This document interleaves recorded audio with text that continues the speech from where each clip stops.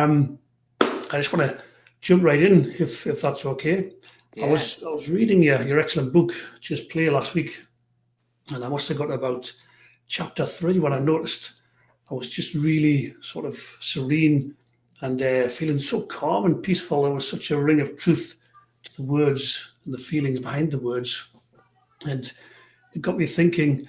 I wonder if I'm guessing that you weren't always so sort of clear-headed and devoid of chaotic thinking. So I wonder if you could share some of your own backstory as to how life was and what you were up to previous to stumbling across these principles.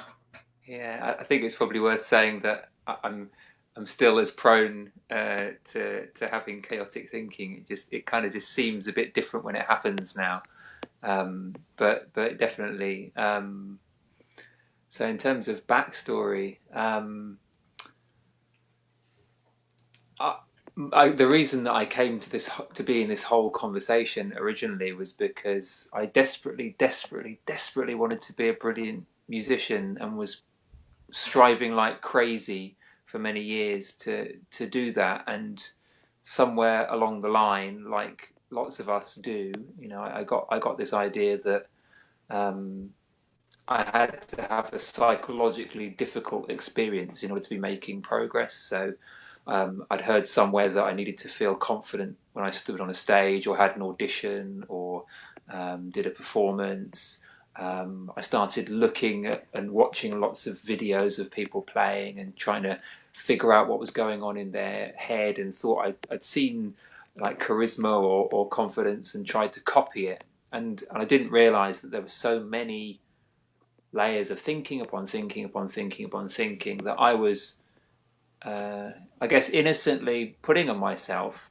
But then, of course, when I felt a bit insecure before a concert or during a concert, or when I was practicing or when I was having a lesson from a teacher that I respected, um, it constantly kept feeling like I was never able to achieve the kind of headspace that I thought I was meant to be achieving. So I didn't feel confident, therefore I was failing at the mental game that I thought I was playing.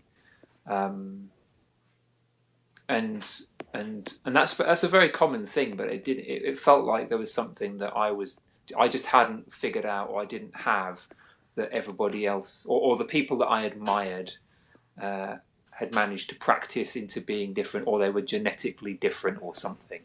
Um, so I don't know, is that enough of a backstory?